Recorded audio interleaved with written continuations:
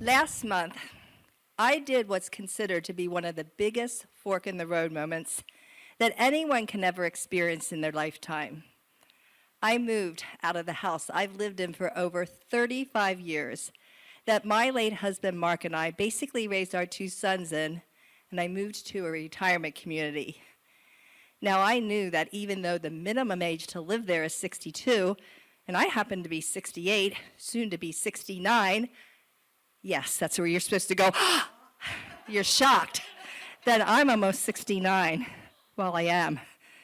But I knew that in that community, I was still going to be one of the youngest residents there. Now, at almost 69, I take great pride that I'm in really good physical fitness shape. The past 3 years, I've been going to the same gym, and Monday, Wednesday, Friday mornings, I've been taking an intense weightlifting class with a barbell. Tuesday, Thursday, a high-powered yoga class. Wednesday evenings, Saturday mornings, Zumba. Now, the retirement community I now live at also has fitness programs, and they have on the schedule several that are marked high intensity.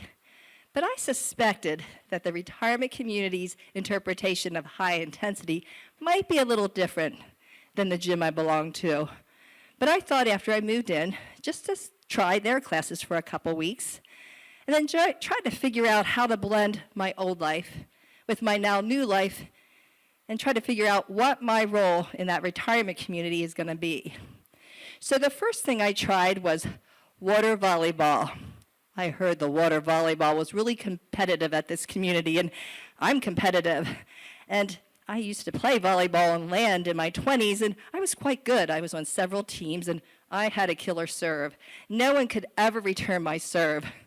But I haven't touched a volleyball in over 40 years, and I never played in water before.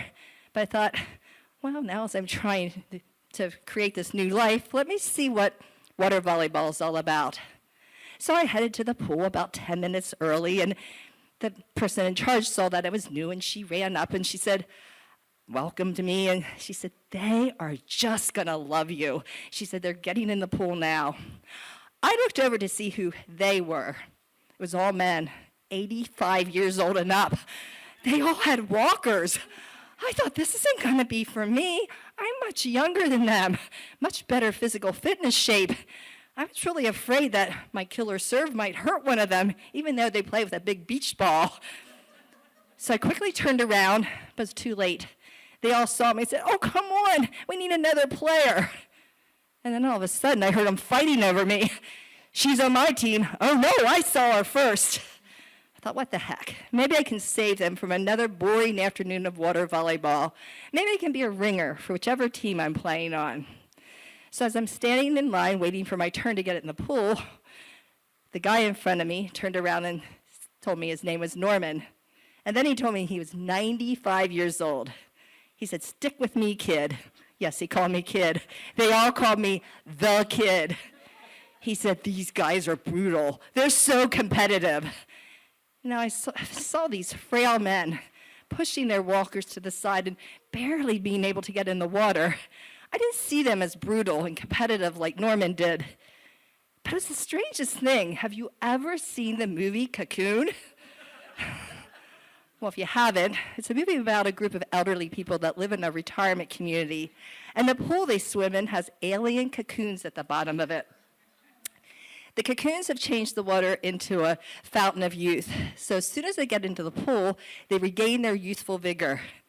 That was this pool as soon as I got in. These frail men, as soon as we started playing, all of a sudden they started jumping and blocking and spiking. And it didn't take long for the other team to see the weak spot on the other side. Yes, my volleyball skills were a bit rusty. And I didn't know it was so hard to play volleyball in water this deep. So that whole first game, all I did was do this. I didn't hit it with my hand because they were hitting it hard right at me on purpose. And they took great pleasure watching me, the kid, 15, 20, 25 years younger than some of them. I couldn't return one of their balls. I wasn't quite the ringer I was hoping to be. I was the opposite. My team had 1 point versus 21. So my team decided that I might be better on the other side. All of a sudden, neither team wanted me. But every time they traded me back and forth, Norman came with me. After 2 hours of this abuse, I finally started getting my volleyball skills back. Sixth and final game. My team actually had a chance to win 1 point. 1 point is all we needed. We had a service rotation. My serve. Every single person on my team, but Norman, went, ugh, the kid's up. I hadn't gotten a one serve over all afternoon.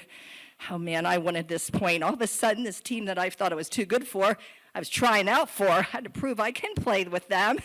So I threw the ball up, I hit as hard as I could, and I got my killer serve back. But someone returned it. It went straight to Norman. And he hadn't missed the ball all afternoon, but this time he hit it hard into the net.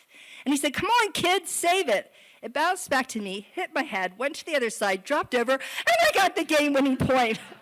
I was jumping up and down, and everyone on my side and the other side were jumping up and down, too. Norman turned around, and he said, nice save, kid, and then he winked. And then I knew. Norman hit that ball in the net on purpose, trying to help me, the new kid, who's trying to figure out now how to balance her old life with her new life. And as soon as I got out, the person in charge told me that she really hoped I kept coming back.